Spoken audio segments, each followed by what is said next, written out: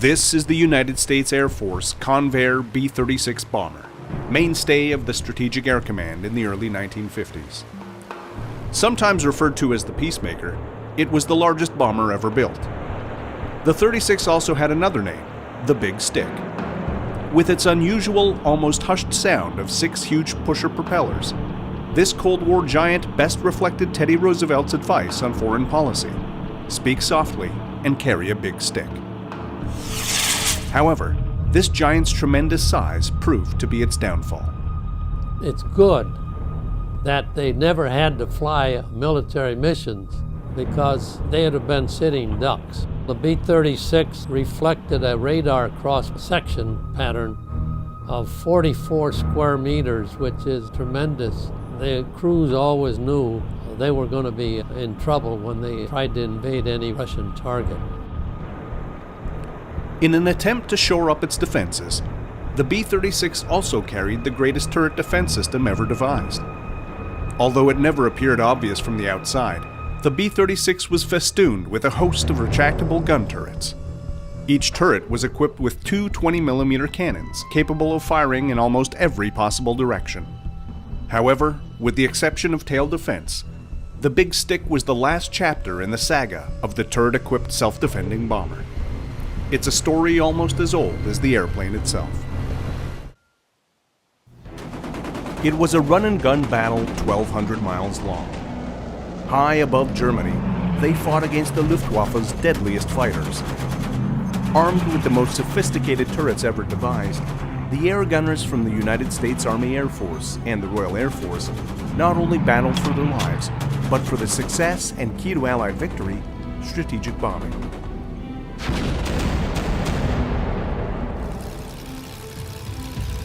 Born above the trenches of World War I, the air gunner was a new type of warrior. Armed with 1 or 2 machine guns, it was his job to battle all incoming enemy fighters. It was a daunting task. Sub-zero temperatures, turbulence, and icy slipstream winds made aiming very difficult. The results were often discouraging, but the belief in the self-defending bomber was firmly entrenched. By the 1930s, the first turret-armed bombers began to appear. World War II. The RAF has the world's only bomber force armed with the latest gun turrets. Early bomber losses were horrendous, but faith in the turret-equipped bomber remained. For the Americans, belief in the turret-armed B-17 and B-24 was unshakable. By 1943, however, that faith had been torn to shreds. In the Pacific, the B-29 represented the last best hope for the self-defending bomber. Armed with the world's most advanced remote-controlled turret system, determined Japanese fighter attacks soon found their mark. After World War II, the air gunner and the powered turret all but disappeared. New jet bombers relied on height and speed for protection, but they did retain one defensive turret, the Stinger's tail.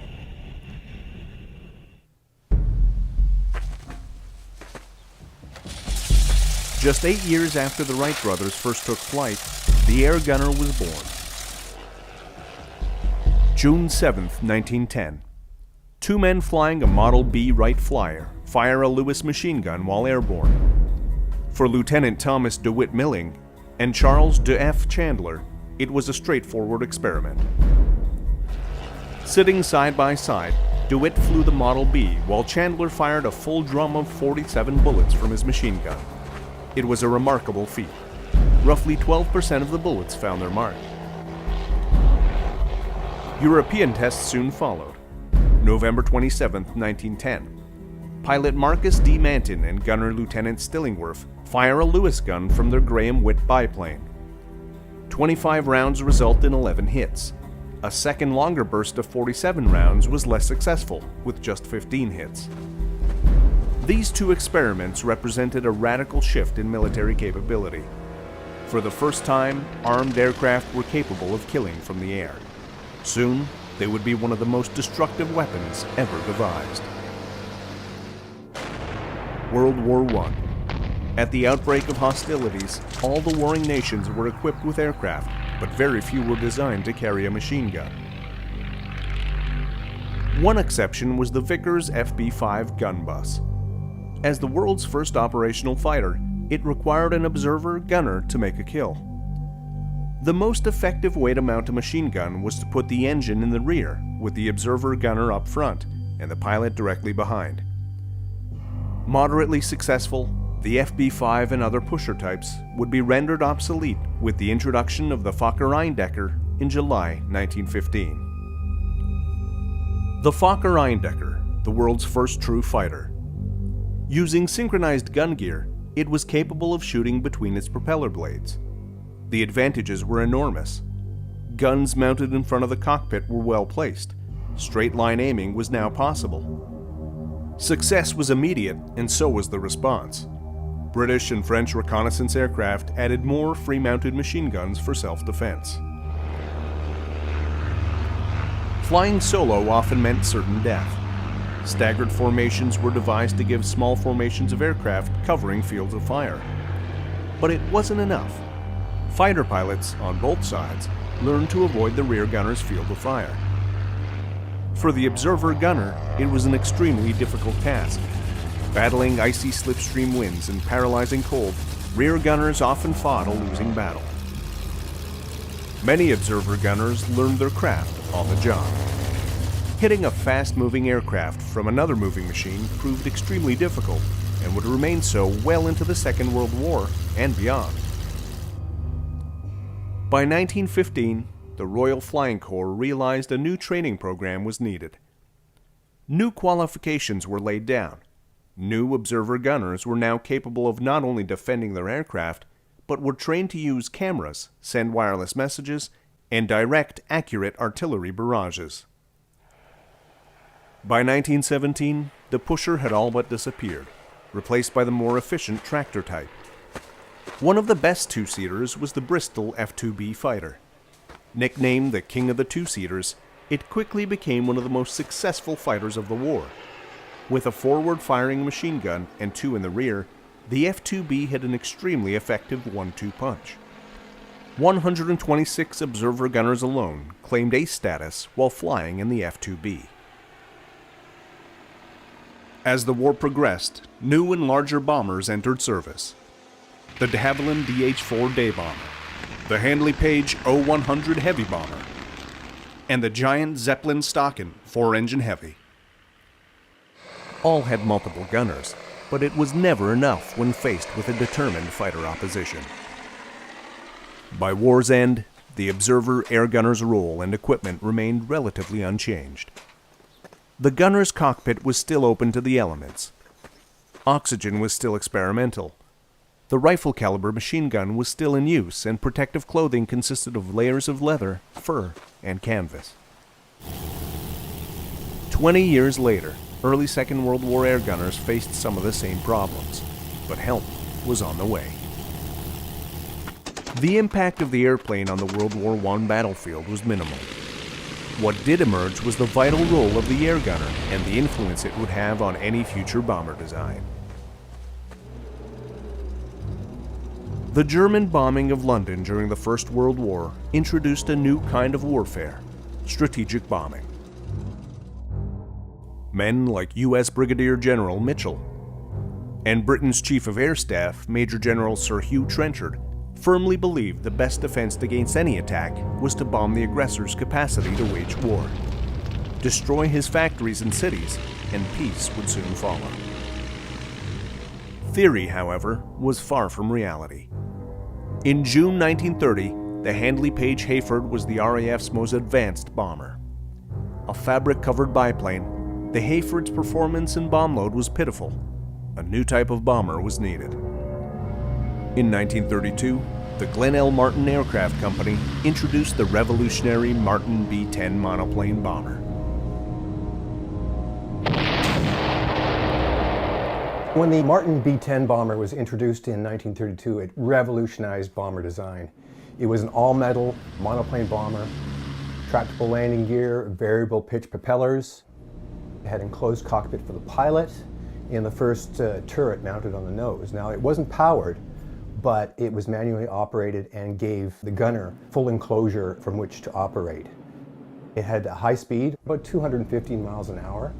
So at the time, it was faster than the leading fighters in the world.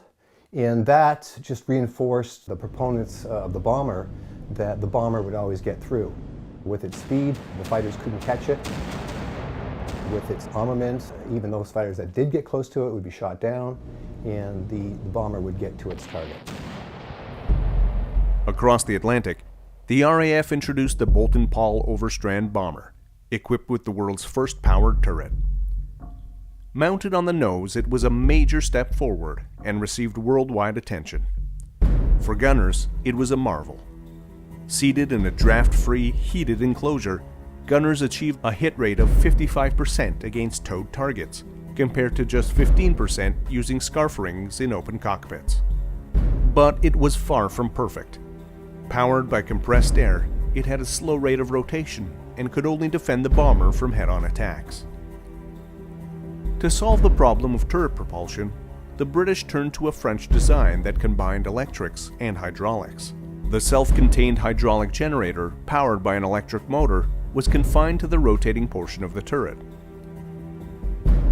As a self-contained unit, it provided the gunner with a comfortable seat and sealed gun apertures.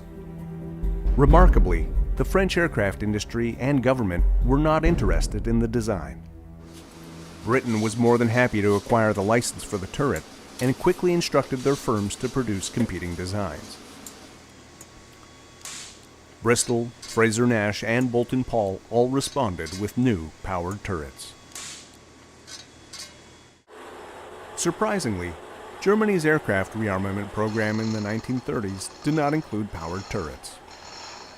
Major advances in airframe and power plant development produced bombers like the Heinkel HE-111, Junkers Ju-87, and the multi-role Junkers Ju-88. The Germans believed that speed, altitude, and handheld rifle caliber machine guns would defeat any fighter attack. The Junkers Ju-86, the Luftwaffe's first monoplane bomber.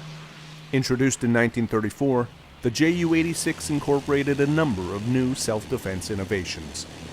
The nose was fully enclosed with a manually manipulated front turret. A retractable dustbin turret provided lower defense, and the dorsal position was partially enclosed. Just as the new monoplane bombers began to enter service, a new and bold aerial experiment began to unfold over the skies of Spain. In 1936, Spain erupts into a savage civil war. Both sides received the latest fighters and bombers from major powers, eager to test their aircraft and tactics. During the Spanish Civil War, the Germans and the Italians and the Soviets had a great testbed for their latest designs. The Germans introduced the Heinkel HE-111 and the Dornier Do-17 bomber, while the Italians introduced the SM-79 3-inch bomber. Now, all these bombers were monoplane. The German bombers were all metal, quite fast, and armed with handheld machine guns and no turrets. Early versions of the German Heinkel HE-111 proved extremely effective. Sleek and fast, the all-metal HE-111 only reinforced what many already believed. A fast, well-defended bomber would be immune from fighter interception. Bombers like the HE-111, the Dornier Do-17, and the Italian Savio Marchetti SM-79 were difficult to intercept and shoot down. The results didn't go unnoticed. Bomber advocates in Britain and the US saw the Spanish experience as proof well-defended bombers could attack their targets with near impunity. But there was a major flaw. Fighter interception during the Spanish Civil War was rudimentary. There was no radar, with both sides relying on ground observers to spot incoming raids. Fabric-covered biplane fighters like the Fiat CR-32 and Polikarpov I-15 found it difficult to reach the high-flying monoplane bombers. Now, one of the key things you have to remember about bombers and fighters is interception.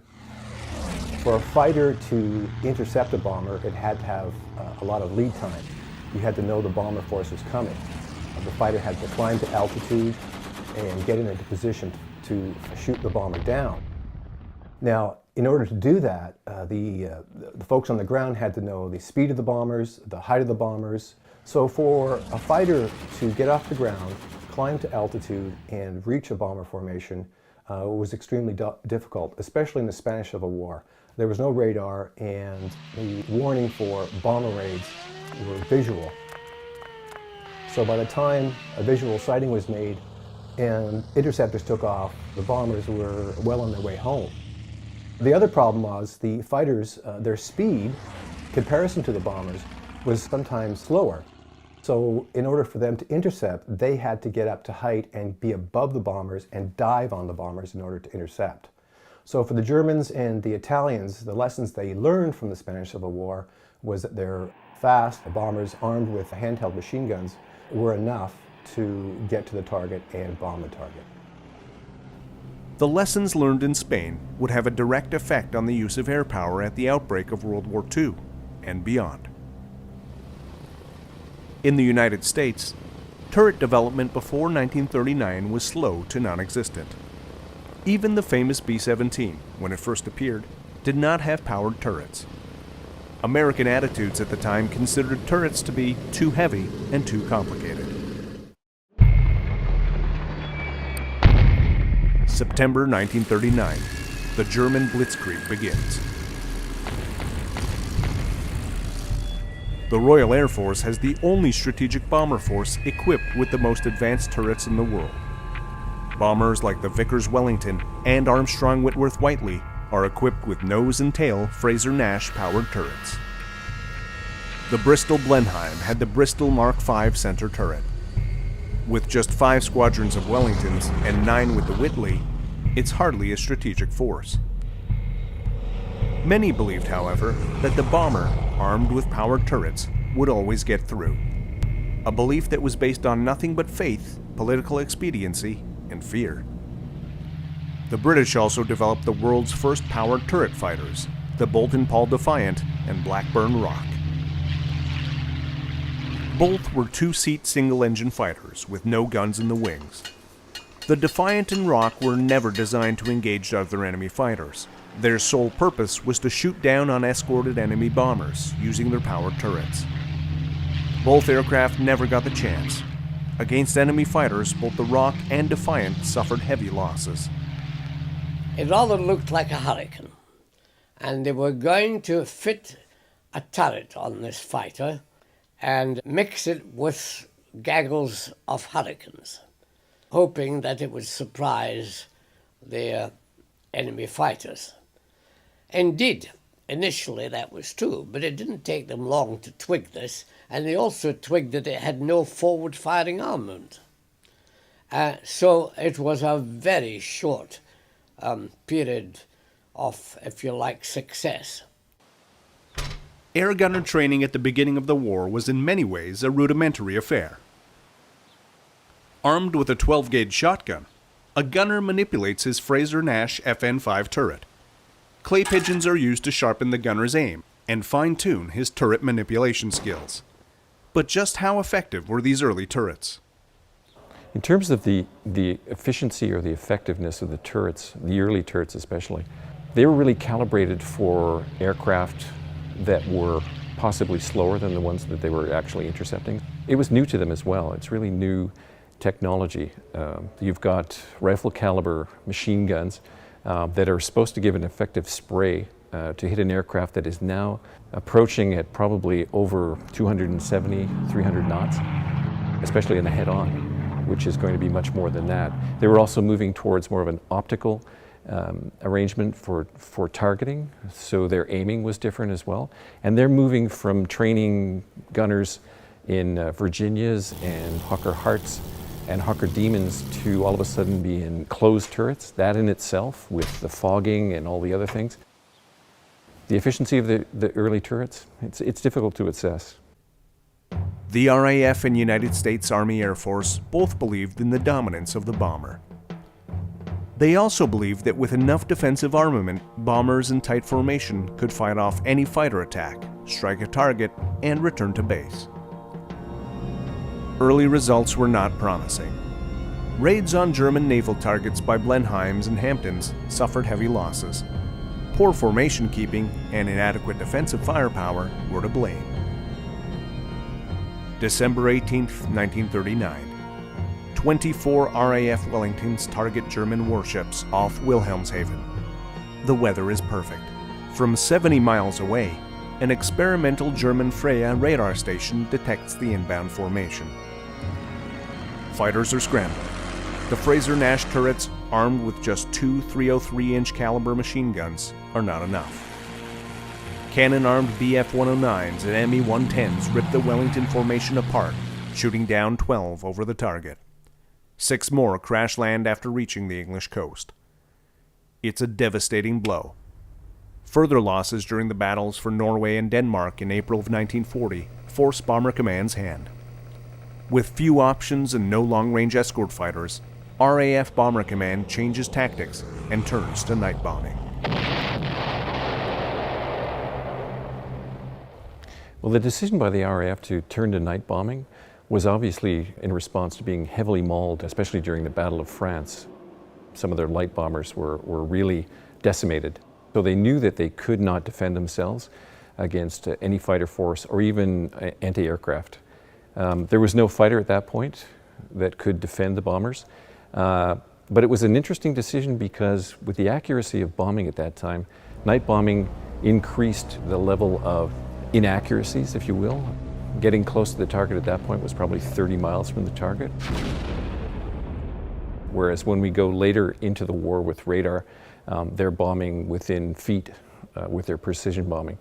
But it was an interesting decision, but I think it was really precipitated upon the fact that they had developed fighters that weren't escort fighters, they were interceptors, and they were turning to strategic bombing, which was not the same way that it was in 1918 when they had first started it. The Boeing B-17. No other aircraft represented the idea of the self-defending bomber better than the mighty B-17. July 28, 1935, Seattle, Washington. The Boeing Model 299 takes flight. Bristling with multiple machine guns, the Seattle Times dubs the new bomber the Flying Fortress. The YB-17 would follow with the B-17B and C model entering service in 1937. From this point forward, the B-17, along with the consolidated B-24, were central to the development of both strategic bombing and the powered turret. The first B-17 to see combat belonged to the RAF's No. 90 Squadron. Equipped with the B-17C, operations began in July of 1941. The British were eager to test the B-17's high-altitude performance and defensive armament. Hardly a fortress, the B-17C was far from combat ready. Armed with handheld 50 caliber machine guns in the dorsal, ventral, and waist positions, with one 303-inch caliber gun in the nose, it had no powered turrets. Equipped with turbo-supercharged engines, the B-17 was capable of flying higher than any other British bomber. Missions at 30,000 feet were common, but the results were disappointing. Bombing was inaccurate, guns froze at altitude. Luftwaffe fighters, undeterred by the B-17's defensive armament, pressed home their attacks with increasing accuracy. By the end of 1941, only 4 of the original 20 B-17Cs remained. In response, a massive redesign was ordered. The result was the B-17E, the first American bomber to see action with powered turrets. Equipped with both a Sperry top and ball turret, the B-17E carried 8 50 caliber machine guns, including 2 in the Stinker's tail. Hydraulically powered by a self-contained electro-hydraulic unit, the Sperry A1 top turret had a traverse speed of 40 degrees per second and 360-degree rotation. Armed with 2 M2 50 caliber machine guns and a K3 computer gun sight, the Sperry turret posed a real threat to any attacking fighter. The Briggs Sperry ball turret was an ingenious design. As the most compact turret in service, it was capable of holding a gunner, 2 M2 50 caliber machine guns, and a gun sight. Turret speed was 30 degrees per second, with a full 360-degree rotation. The Sperry ball turret was the only really effective belly turret of the war. August 12, 1942. 12 B-17Es of the 97th Bomb Group set off on the 8th Air Force's first bombing mission of the war. Escorted by 9 squadrons of RAF Spitfires, they successfully bombed the railroad marshalling yards at Rouen-Sotteville, France. So in 1942, the U.S. has entered the war, and they begin sending bombers over to England to begin the buildup of the U.S. 8th Air Force. Early bombing operations with the B-17E and the B-17F proved successful, but they're bombing targets in France and Belgium, and the penetration isn't that deep. Plus, they have an escort of P-47s and RAF Spitfires. When they try to go deeper into the occupied countries in Germany, that's when they meet more resistance from the Luftwaffe, and that's where the fighter escort drops off. Even though they're flying in tight combat box formations with overlapping fields of fire, the losses begin to mount. Now, the B-17F was armed with, 11 50 caliber machine guns. It had 2 powered turrets, a Sperry on the top and a ball turret on the bottom. It also had a tail mount with twin 50 calibers, waist gunners, and 2 cheek mounted 50 calibers. So it was quite heavily armed. Later, as they began to make deeper penetrations into Germany, they found that even with these tight combat boxes, the Luftwaffe was finding a way to get into the bomber stream and shoot the bombers down. One of the things the Luftwaffe learned to do was attack head-on to the B-17, because that's where the B-17 was weakest in its defensive armament. So what happened was you had a fighter and a bomber closing in at 600 miles per hour, and the German pilot, his job was to get as many 20 millimeter or 30 millimeter cannon shells into the cockpit area or an engine on the B-17. And once he did this, the chances of the B-17 survival were quite slim. June 13, 1943. 227 B-17s bombed the U-boat yards at Bremen and Kiel. Losses are heavy, with 26 B-17s shot down. Air gunners claim 41 enemy fighters, but the Luftwaffe records show only 7 as shot down. The results were sobering. Even with the most advanced powered turrets of the time, B-17s flying in tight defensive formations were still vulnerable to determined fighter attacks. As losses mounted, USAAF commanders searched for an answer. The RAF and USAAF went into World War II with the fervent belief that the bomber would always get through. No matter how dense their opponent's air defenses, bombers would still be able to slip through and wipe out their intended targets. However, against the determined opposition of the Luftwaffe, it wasn't long before they were questioning their faith in this military doctrine. Even with the most sophisticated turret defenses of the time, bomber losses were heavy. As the Allies clawed their way deeper into Europe and looked to make a decisive blow against Japan, they could not be complacent. New strategies and technology were needed to ensure victory against 2 ever more desperate and deadly enemies. The RAF and USAAF went into World War II with the fervent belief that the bomber would always get through. No matter how dense their opponent's air defenses, bombers would still be able to slip through and wipe out their intended targets. However, against the determined opposition of the Luftwaffe, it wasn't long before they were questioning their faith in this military doctrine. Even with the most sophisticated turret defenses of the time, bomber losses were heavy. As the Allies clawed their way deeper into Europe and looked to make a decisive blow against Japan, they could not be complacent. New strategies and technology were needed to ensure victory against 2 ever more desperate and deadly enemies. When the USAAF began their bombing campaign in Europe, the hope was that tightly boxed formations of heavily armed B-17s would be almost impenetrable to German interceptor attacks. However, the Luftwaffe's fighters always seemed to find a way to crack the defenses of the flying fortresses. As losses mounted, USAAF commanders searched for an answer. One idea they come up with is to create a B-17 gunship, the YB-40. So what they do is they add another top turret to the B-17. The waist gun position is increased to two 50 caliber machine guns. They're power assisted. They also mount a chin turret on the front of the B-17, throw a whole bunch of ammunition into it, and what they do is they were inserting these YB-40s gunships into the formations of B-17s as they went to Germany, and their job was to add extra firepower into the formation.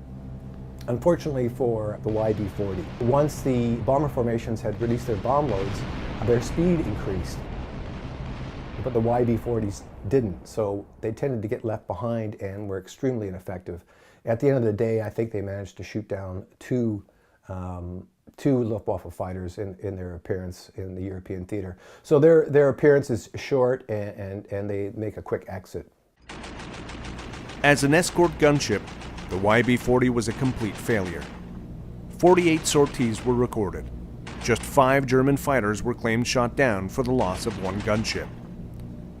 The extra weight of guns and additional turrets slowed the YB-40. After bomb drop, it could not keep pace with the rest of the formation.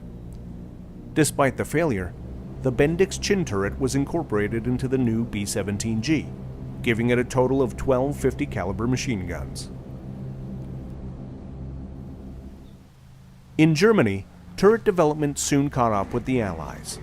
Known as the Scrooge of the Atlantic, the Focke-Wulf FW-200 was one of the most heavily armed 4-engine bombers to see Luftwaffe service.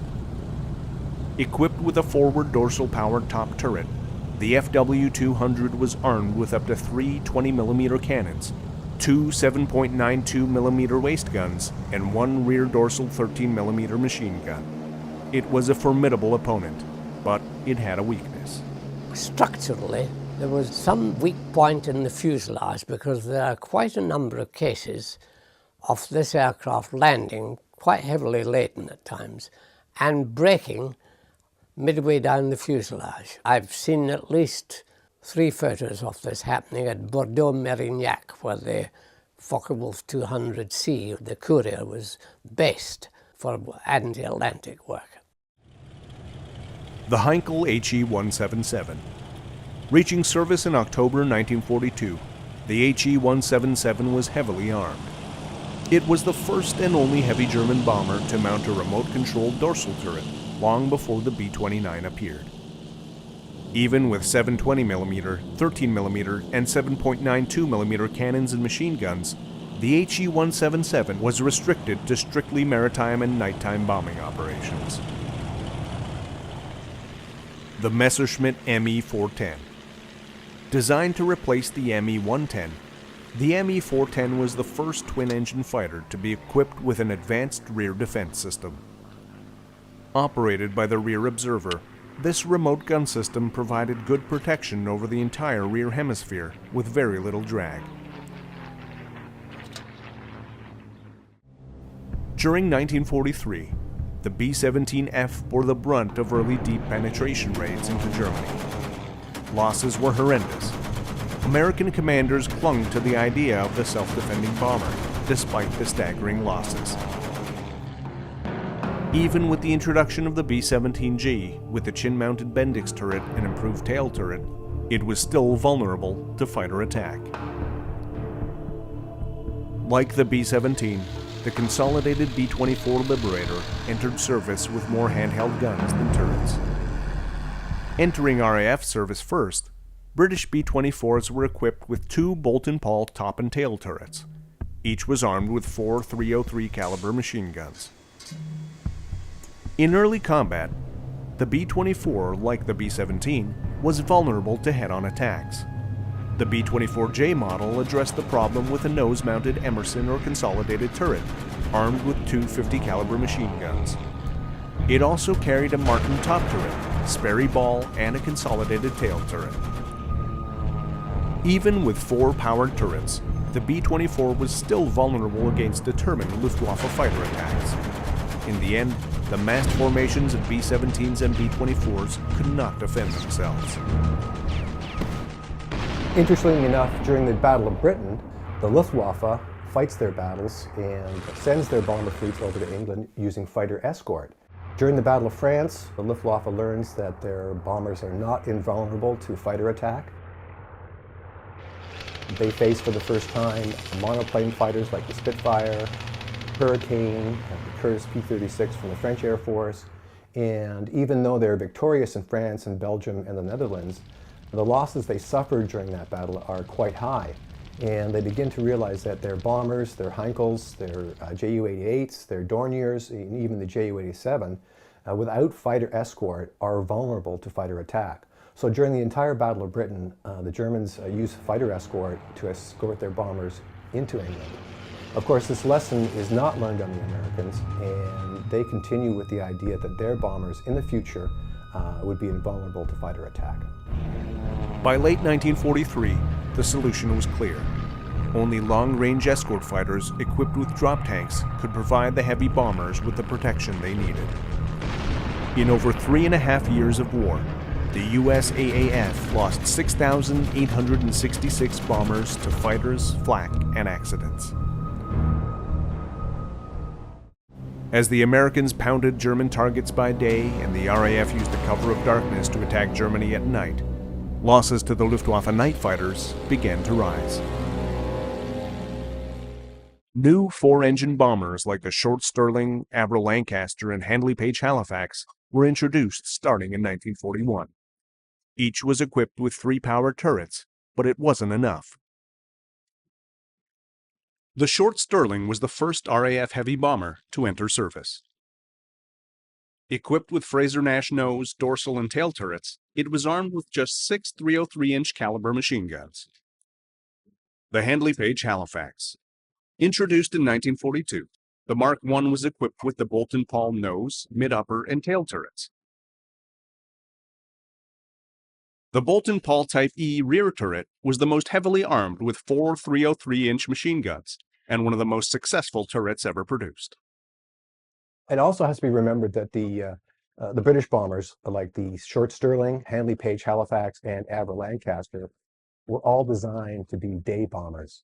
So when the British adopted their night bombing techniques, they were using a bomber force that was largely equipped for daylight operations.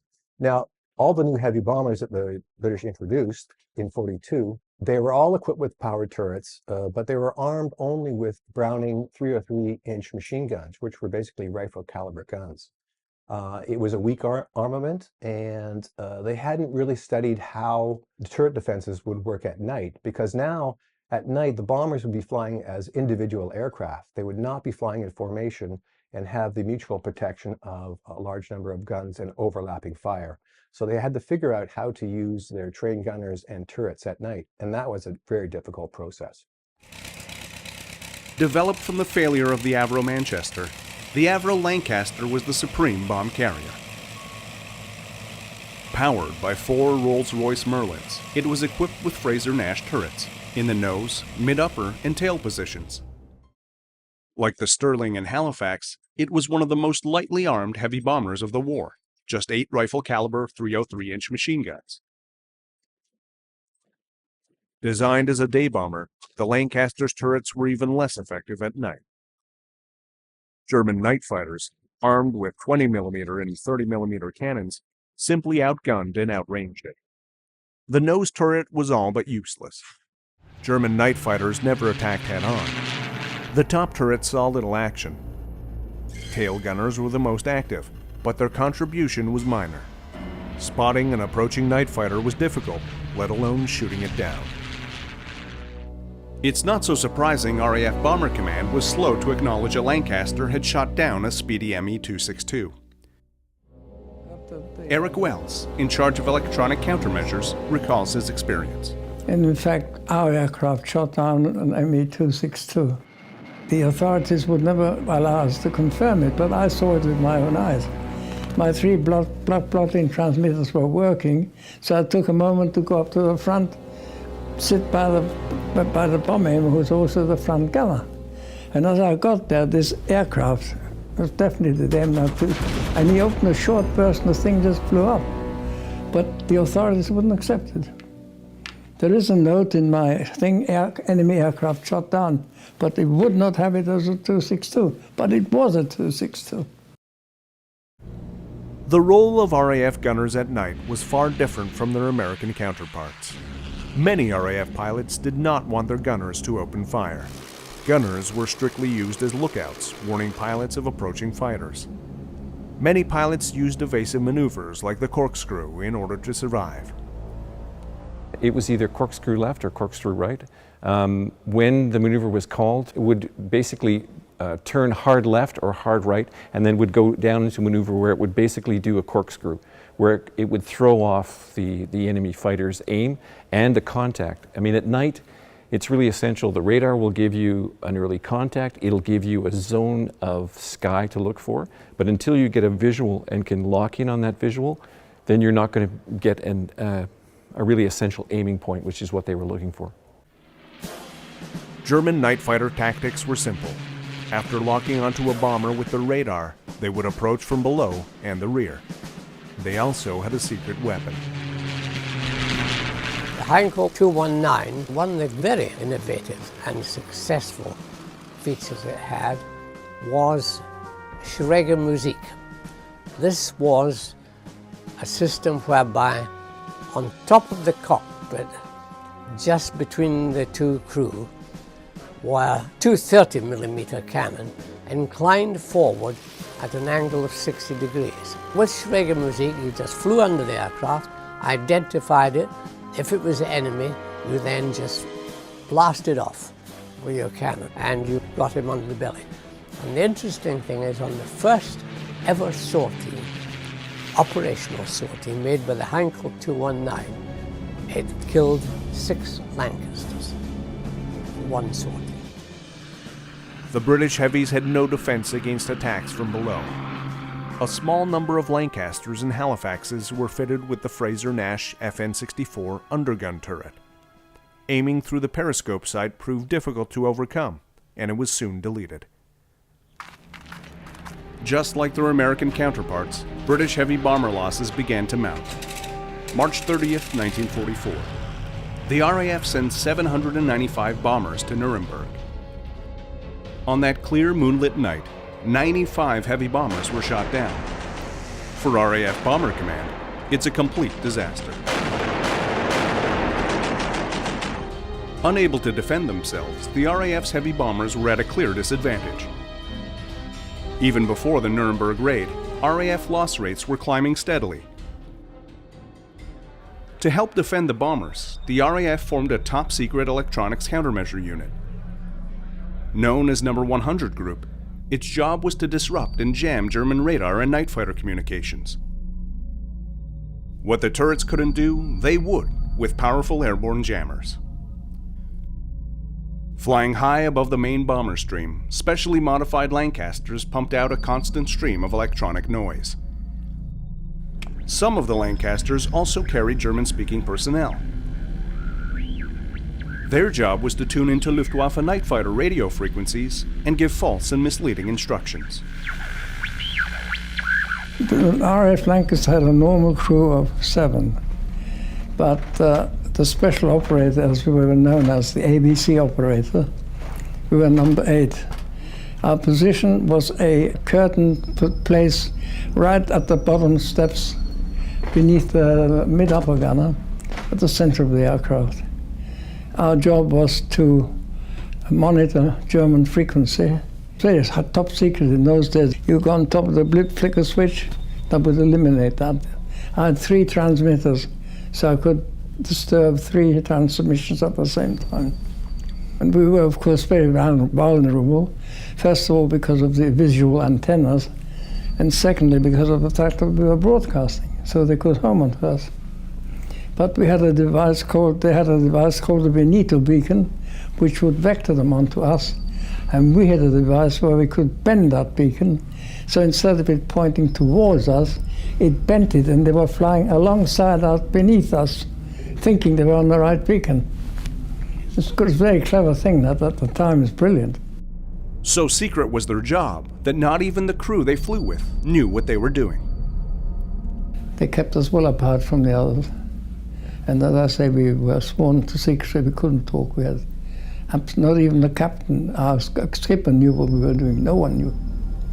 It's completely and utterly secret. And we were the most unpopular guys on the bloody squadron, I can tell you. By war's end, some Lancasters were equipped with the automatic gun-laying radar and two 50 caliber machine guns in the tail. The radar had its limitations. The IFF, Identification Friend or Foe system, had to work perfectly. Even with 99% IFF accuracy, it was estimated that 4 times as many bombers would be shot down compared to night fighters. In total, RAF Bomber Command lost 5,940 heavy bombers. In sharp contrast, just 260 of the speedy turretless Mosquito bombers were lost.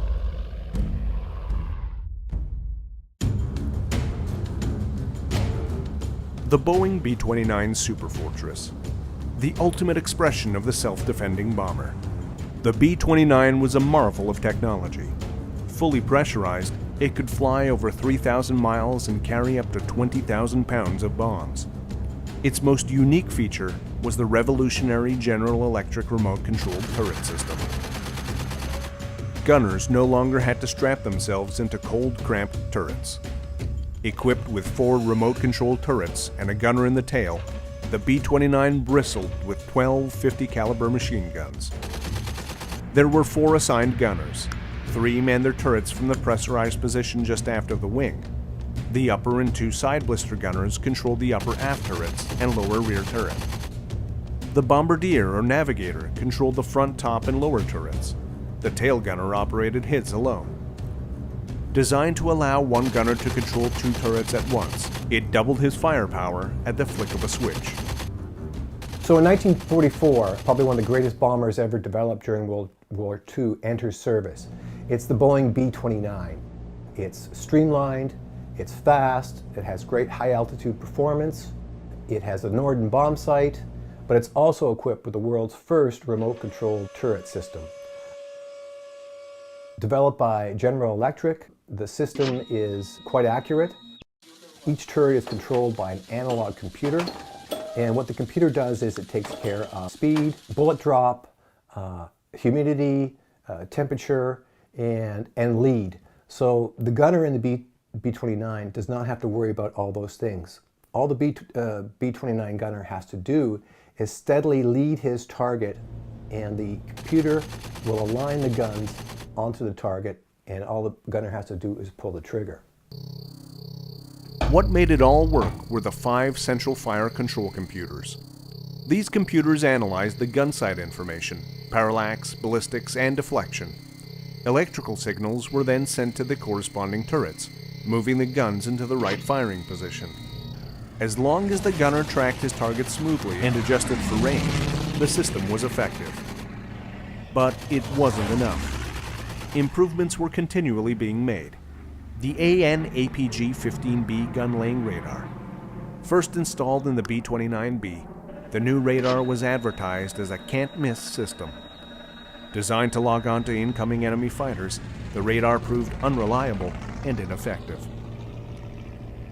Fortunately for B-29 crews, Japanese fighter defenses were feeble at best. After over 31,000 sorties over the Japanese home islands, fighters shot down only 74 B-29s. All told, 360 B-29s were lost to all causes. As effective as the turret system was on the B-29, like the Germans, the Japanese were quick to adopt and discover one of the weaknesses in the B-29, which again was head-on attack. There was a certain area in front of the B-29 where the guns could not depress enough to cover that area. So the Japanese always tried to make head-on attacks as much as possible. But also, too, the Japanese air defense at the time in 1944 was quite anemic. They didn't have a lot of fighters, they didn't have a lot of well-trained crews, and at the height the B-29s flew, the performance of their fighters at high altitude was extremely poor. So what they adopted was a sort of kamikaze method of attacking the B-29, which was ramming. So they developed special ramming units. Now, it wasn't quite a certain death for the pilots. A lot of times what they tried to do is crash their aircraft into the B-29 and hopefully bail out.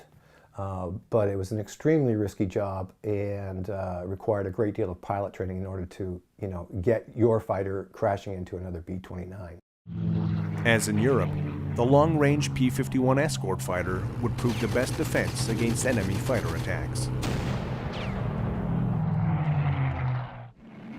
Korea, 1951. B-29 gunners faced their greatest threat: the Soviet-built MiG-15 swept-wing fighter. Armed with two 23mm and one 37mm cannon, the MiG-15 was a true bomber killer. With its high speed and immense firepower, the MiG-15 could fire well outside the B-29's range. For most B-29 gunners, the swift MiG-15 was little more than a distant blur. Unable to cope with the fast-attacking MiGs, the B-29s were forced to abandon all daylight raids. The Korean War and the buildup of nuclear weapons ushered in a new era, the Cold War. Soviet Russia was now the enemy. Armed with atomic bombs, the US and the Soviet Union now stood toe-to-toe in a world defined by mad, mutually assured destruction. Early nuclear weapons were big and bulky devices. Getting them to a target required an aircraft with intercontinental range. Enter the Convair B-36.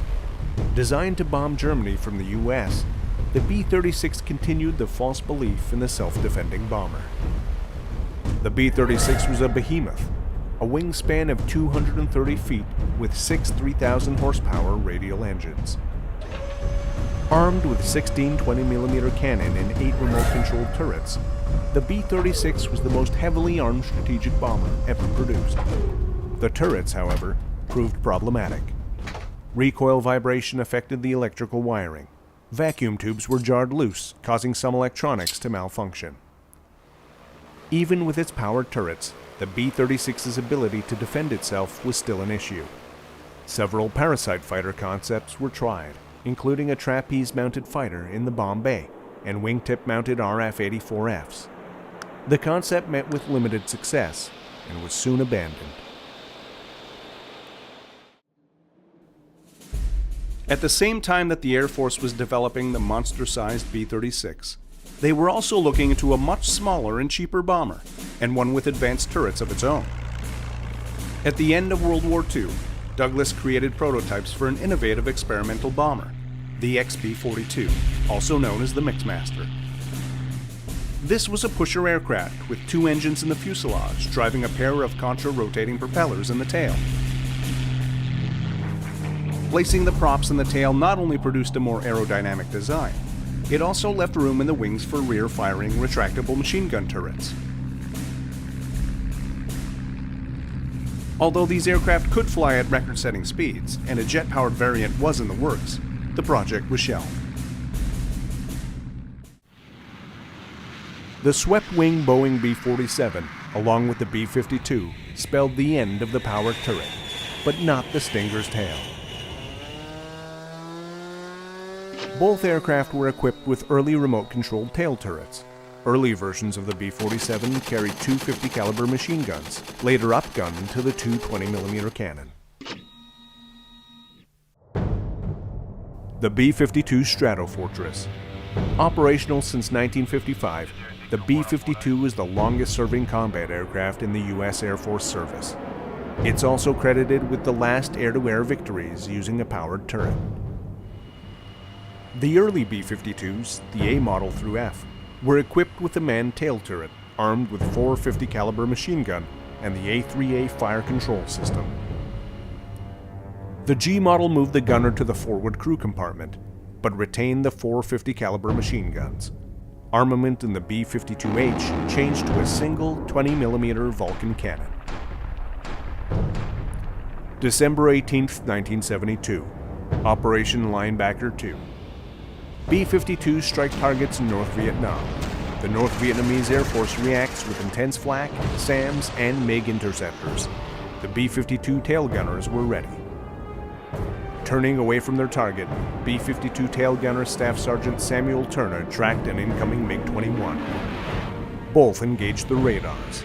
Once in range, Samuel unleashed his quad 50 calibers, scoring hits on the MiG-21. Seconds later, the MiG-21 exploded just after the bomb. Witnessed by another B-52 tail gunner, the kill was confirmed. 6 days later, tail gunner Airman First Class Albert Moore claimed another MiG-21. These two claims, however, were never confirmed by the North Vietnamese Air Force. They were the last fighters to be shot down by a powered gun turret. Today, the powered turret has all but disappeared. There are, however, a few bombers that still have the Stinger's tail. The Tupolev Tu-95 Bear. Like the B-52, the Tu-95 is a Cold War classic.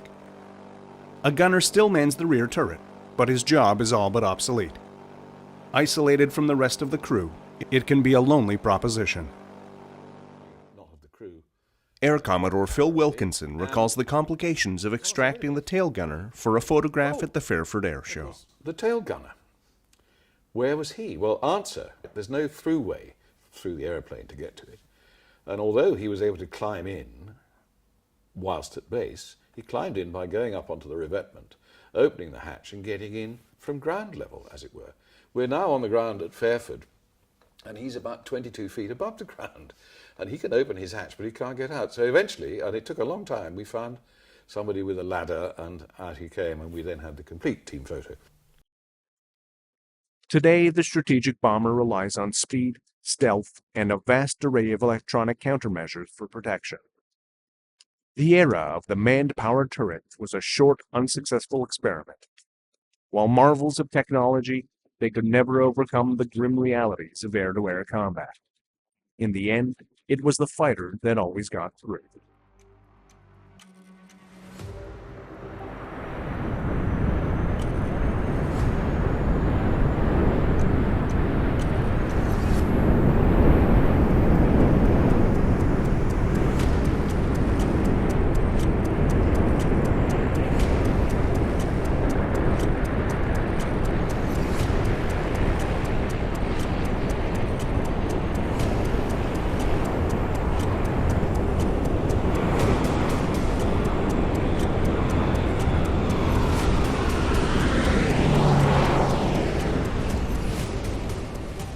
When I arrived in Moscow in the first week of January 1993, as we came out of the cloud, I was entering that foreign hostile territory that I'd been trained to operate against for the past 35 years. Suddenly there I was in the middle of it all, in the snow. Anyway, I got there and it was the old system. It was the old Russian bear. I was not going to be given too much of a welcome. I had diplomatic immunity, or I would have when I'd been signed in.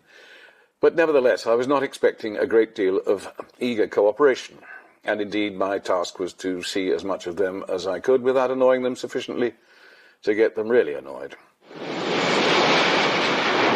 The spring of 1994, Paul Bowen, who was then the driving force and the chief executive, as it were, of the RAF Benevolent Fund's International Air Tattoo, alternating in those years, occasionally from Greenham Common, but more usually from Fairford, down in Gloucestershire. And I got a call saying, we'd really love to have a Russian bear, or preferably 2 Russian bears, come to Fairford. Can you fix it? I said, well, no, but I will go and ask. I suspect the answer is not going to be anything other than niet. They just don't seem to be up for this sort of thing. I phoned, I made an appointment, and I went and I spoke to my man in UVS, and he said yes. I said, can I just have that absolutely certainly? There will be no objection to a pair of Russian aircraft going to an air display in England in the summer of this year. No, he said, I think that will be okay. So I checked back with Paul Bowen, and he said, that's amazing, that is astonishing. Tell me how the thing develops. So I went back to UVS and said, again, they're very happy in the UK, they're very delighted this is going to happen. Now, when are we going to know which aircraft and so forth? And they said, well, there's something that we should make clear. we will obviously have to support these aircraft because they're going to be away from base in a foreign setting. And so we've got a support team, and here's the list. And he handed me a list which ran to, I think, 3 pages. There were 76 names on it. They contained the 2 crews, 13 in each aircraft, and then, I think that's 26, another 50, nearly all of whom were colonels or above of the Russian Air Force and the Russian Naval Air Service. There were a couple of warrant officers and there were some majors, but effectively it was a bunch of boys out for a good trip. They would all be travelling in an Ilyushin 76, Candid, and all 3 aircraft would be expected to have full refuelling facilities and full tanks before they left the UK, and they would obviously wish for appropriate accommodation, hotel accommodation, and given the current situation, they'd really rather like some spending money for these individuals. So I went back and phoned Paul and said, are you ready for this? I don't know what the fuel capacity is of a Bear, but you're going to have to fill 2 of them up, and if you want one of them to fly, you'll obviously have to fill it each time it does its display, and we'll have a Candid, and then we've got 76 people who want hotel accommodation, entertainment, and money to spend. And he said, yeah, it'll be okay. So I went back again and said to the Russians, that's fine, it's all agreed, accepted, I've got the list, and I will be sending it to the authorities in the UK so they know who they will have to take in clearance terms, Russian embassy, so forth. Then I had a call from Paul Byrne and said, hey, this is fantastic. And I've got an idea. I want Central TV to send a crew out, and probably just a director and a cameraman. But I think we ought to be able to film this from the whole start point in Russia to the arrival in Fairford, displaying in Fairford and going away. I said, well, I can ask. He said, well, could you make sure that the request includes the cameraman flying in the Bear? I said, no, Paul. Well, yes, all right, I'll ask. And I went back to my friend in UAS and I said, right, this is the sketch. They would like a camera team, or a television team with a cameraman to come over and film the expedition, and indeed to film from inside one of the operational aircraft. That's okay, said the Russian, and I was stupefied by this. But I had the presence of mind to say at that stage, well, in that case, since these Russian aircraft will be going as a gaggle of 3 into British airspace and so forth, and now you've got a British cameraman and so on crawling around the bottom of one of the aircraft, I think you ought to have me on board as a sort of on-board interpreter. You know, air traffic control procedures, air traffic language, there's got to be some guarantee that it'll all be understood and responded to properly. Yeah, okay. So all of a sudden, from what I thought was a complete no chance, we now have 3 aeroplanes, 2 operational Bears, a Candid full of generals and admirals, a TV crew on board one of them, and me alongside as well. And that's exactly what happened. The Russian main airfield outside Moscow, military airfield, Chkalovsky, I rendezvoused with the TV team. We then went out there and we rendezvoused with the Candid load. We clambered on board the Candid and flew up to the naval main station in Kaliningrad, in the enclave on the Baltic shore there. We landed, parked the aircraft. The Bears were already there. The naval aviation one was on its home base. The Russian Air Force one had flown up from somewhere in the south. And so the base commander came to meet us and said, hurry along, put your bags in the accommodation because we're going to have a little party. And so we put our bags in the accommodation. We came back out, got into a series of Russian equivalents of jeeps, Land Rovers and so on, and shot away to the Baltic shore.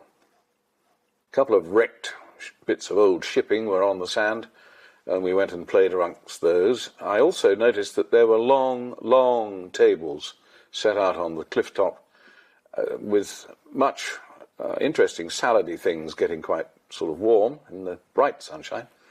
Lots of glasses and lots of bottles, and some of the bottles were beer. And I said to the Russians, I think if we're going to go and have a swim, we might take some of these bottles down with us and we can leave them in the sea and get them cool because they're not doing much. And drinking warm beer, that may be your idea of what the Brits do, but it's not mine.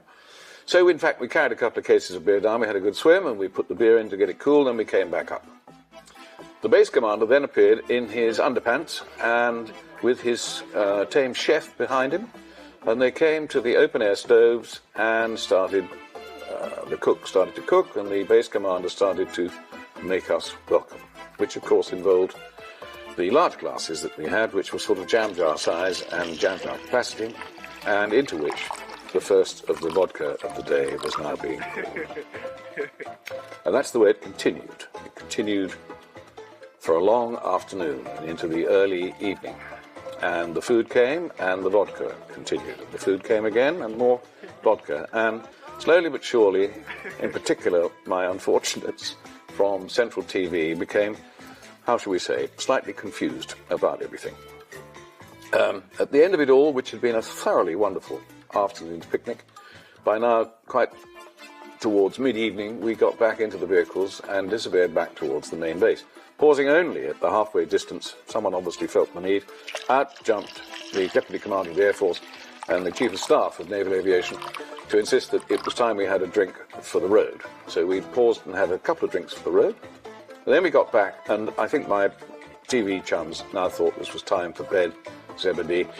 But no, it's time for the banya, the sauna. So we carried forward, stripped off, went into the cabin, were superheated, hit with steam from all directions, with large lumps of birch by a lady.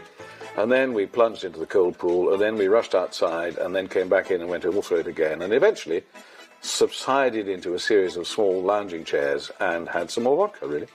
And that was where it ended, and it was where it ended for everybody, especially the two TV folks. The next morning was just quite a gentle start, I think is the best way. But we got into our aeroplanes. I clambered up into the Navy Bear, the Tupolev 142, and I looked around for where the television chaps were, and they said, no, they're going to travel in the Candid, in the glazed nose of the Candid, and then they'll be able to film the whole thing, and we know we're going to be intercepted by everybody, and his dog, as we go through the Baltic and out into the North Sea. Everyone will want to have a look at the gaggle of bears. So they'll travel in the Candid, at which stage I got into my seat, halfway down the back on the left side of the aeroplane. It was interesting. They started all the engines and then shut down the two inboards and taxied on the outboard engines. We taxied quite fast and got ahead of the Air Force version and got airborne and turned left heading for UK. And I said, you know, aren't we waiting for the system to gather us all together? And they said, no, we're off now, we're going. Fine. And looking down, I could see the Air Force version just getting onto the runway. And the Candid probably not even started its engines at that stage. And they never did catch up. So there never was a Central TV documentary film made of the flight of the Bear, which was a shame. On the other hand, it meant that I didn't have to give my attention to translating for their directorial announcements and so on from their filming position, because they weren't there. I was impressed to see how well they did work as a crew, and I noticed how much of a sort of challenge and response, an exchange of words and music went on as they got this gigantic set of engines going at the start. Bit of a laborious process. It wasn't just master switch on, press the button and go. It took a little time. An extraordinarily versatile aeroplane. Its variety of weapon systems, anti-shipping, anti-submarine, anti-radar, just basic long-range bombing missions, long-range surveillance missions, and long-range is a feature. I mean, they used to fly to Cuba via Iceland with no stops on the way. I mean, they were quite capable of gigantic journeys. The Poles came up and had a look, the Germans came and had a look, the Danes, the Norwegians, and then we got through the Baltic and out the other side. And the next thing we saw was a gaggle of tornadoes, F-3s, came in. And there's an awful lot of photographs of tornadoes intercepting bears and lightnings intercepting bears and so on. And there's always, you know, someone's Air Force wall has always got, there's me with the bear, you know, and in my tornado or whatever. Well, I took pictures from the inside of the bear, and I was able to present at least two of the pilots with a picture of them seen from the other side. So the Tornado looking along the wing and down past those gigantic contra-rotating propellers, they had a Tornado stuck in on the wing. There was a great atmosphere of a great crew working together atmosphere. They were all pretty excited because although they'd obviously all probably flown past the British coast on a number of occasions, or around the Baltic and over the top, they were nonetheless all going to be going actually into the enemy airspace, as it were, not to be threatened, but to be welcomed and put on the ground. So there was a lot of excitement. The navigators in particular and the systems operators had very little to do, so they were all clattering around trying to get near all the considerable number of windows and glazed areas so they could see what was going on. There were people taking lots of film shots from inside for their personal diaries. Great stuff. We landed, having been escorted in all the way. The Air Force One caught up very soon after, and the Candid, probably 20 minutes later. One of the Navy front-end chaps, as we landed, said, "We must have a team photo." They have the same approach as aviators worldwide. "Let's have a team photo." So we all clambered out of the airplane and stood in front of it under the nose, and a spare body, not of the crew, got the camera ready. And someone said, "Wait a minute, 1, 2, 3, 4, 5, 6. Oh, of course, the tail gunner. Where was he?" Well, answer, he was still in his turret. There's no throughway through the aeroplane to get to him. And although he was able to climb in whilst at base, he climbed in by going up onto the revetment, opening the hatch and getting in from ground level, as it were. We're now on the ground at Fairford, and he's about 22 feet above the ground. And he can open his hatch, but he can't get out. So eventually, and it took a long time, we found somebody with a ladder, and out he came, and we then had the complete team photo. Then we had a week of looking after the Russians on the loose in England with entertainment money in their pockets. There was some highlights, some of which are probably best left discreetly to one side, but both crews were surprised to find them being the centre of attention. The King of Jordan, King Hussein at the time, came to visit, a great enthusiast for aviation, always has been, and he was taken up inside our bear and sat at the controls and had a good time. He and Queen Noor were introduced to the crew. Another visitor was coming the following day, and it was scheduled to be also a visit to the naval aircraft because the Air Force One was going to be the one that did the daily display. So we were going to be on show on the ground. Interestingly parked between a B-52 and a B-1. And there was a lot of interplay between the crews of those two, who I don't think had ever received Russian admirals on board their aircraft before. Nor, I think, had the Russians received a B-1 colonel before on board. But that's another piece of the story. But one lovely morning, the Russian Navy crew had been slightly over-refreshed and were a bit late on parade. They came galloping up, but too late for the visitor, who was, in fact, His Royal Highness Prince Michael of Kent, who many years back I knew was working in the Defence Intelligence Staff when I was, and he was learning Russian at the time. And, of course, if you've seen Prince Michael of Kent, you'll know that he looks just like the last Tsar, Nicholas II. He is a dead ringer for the Tsar. And so when this Navy crew came galloping up, they formed up at the bottom of the steps of the aircraft, knowing there was a VIP on board. And when he came down and walked towards them and addressed them in Russian, you could see their little brains were in turmoil. What on earth's going on? What is this? I'm not sure that there is a Russian candid camera, or you've been framed, but they were convinced there was some grotesque joke going on. It's wonderful, absolutely marvellous. The long and the short of it was that we wrapped up at the end of a week, because we'd arrived 2 days before the weekend of shows, and we left after the shows were all over. And my last memory, and probably the last memory that the receiving British will retain, is that our accommodation was in the Bear Hotel. Nearly all of us were in the Bear Hotel in Hungerford. And the last morning, breakfast was being served at the usual pace and with the usual contents. Russians rather enjoyed the full English. They thought that was a good idea. But their own stockkeeping and logistics management had gone to pot, and they'd got no vodka. So they needed some vodka to help the breakfast down. That's the sort of thing you do. And so the Bear Hotel at Hungerford, the hotel manager, I still don't know that he was really feeling that he could do it, but he was asked if he could serve some ice-cold vodka with breakfast, if you don't mind. He eventually did, and that was fine, and we then proceeded. I have to say, I'll be quite fair here, that the up-front operating members of the crew were not drinking vodka at breakfast time. Some of those further down the back were, however, and enjoying it. But we clambered back into the air and went off and did the return journey. It was about a 3-hour sort, just short of 3 hours. And we were again escorted, some lovely pictures of tornadoes out on the wing and others coming in. One of the non-operating accompanying fellows blagged his way onto our aeroplane on the way back. He wanted to get back faster than the gaggle who were coming home in the Candid. So he hitched a ride with us, and all the rest were in standard sort of grow bag green, rather like our flying suits. Not a great deal of difference there. He was in a lightweight blue one, and I said, that's very smart. And he was sitting on the floor beside me. Now, he was one of those who had breakfast with vodka, and he'd found a bottle in his bag, and he was now having some more.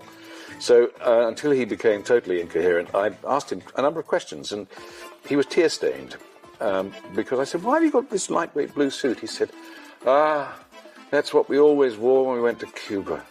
Oh, Cuba. The sun, he said, the sand, the sea, sex. Oh. I mean, he clearly had enjoyed his chance in the other totalitarian regime of the world, ignoring North Korea. And Cuba was obviously a haven. And of course, if you've served in the far north of Russia for most of your serving life, first thing you have to recall is that that was not all the bad that it could be, because for those serving in the far north, there was an immediate pay supplement, which tended to take the edge off some of the hardship up there. But if your normal sort of operating area was the Barents Sea and the Iceland-Faroes Gap, and then it was your turn to go to Cuba, I sympathise with him. You know, he was a non-operating part of the crew, and he was not going to operate anything once he got home. I flew the last half of the journey up front, and I was agreeably surprised. The size of that airframe, of course, there's a gigantic amount of inertia. And like any old heavy, you turn the thing with a great yoke, and you get it like that, and then you wait for the wing to catch up and do it. And when the wing starts to move to that sort of angle, just wind it off the other way, and then you're nice and stable in a turn. Down the slope into Kaliningrad, easily managed, quite extraordinary. Throttle handling and all the rest, even with all those peculiar engines out on the wing, which I'd never flown with before. I'd flown piston engine only, or jet only, but turboprop, no, and responses and so on I wasn't sure of. But it did what it was asked to, and putting it on the ground on the numbers, I have to say, at the risk of being laughed to scorn, was straightforward. There must be rather more to it than simply that, because the Navy pilot next to me was very quick to take control of it. So I suspect the braking and other ground handling aspects of the aeroplane are a bit more of a challenge, because it is a big one and a heavy one. But it was a great trip. It showed the aircraft off well. It certainly achieved something I thought was never going to be achieved. And in fact, since then, there have been bears going into Barksdale in Arkansas, in the US and other places. It was a bit of a first. It was certainly a first to have the Navy and the Air Force One together side by side in the UK. And as such, I'm thrilled to bits. It was at a sort of high spot of Russian cooperation. So an extraordinary experience, one that I could go on describing for a long time. I think the impact, the whole essence of the flight was that it was so unusual and so unexpected. I was thunderstruck. My gasp was totally flabbered, because I couldn't believe that when I made this, to me, outlandish request to have airplanes of that kind come and put themselves on the ground and be the object of full attention from the British and others. I couldn't believe it would happen, but not one, but two, and then a great gang of others. It was a huge triumph.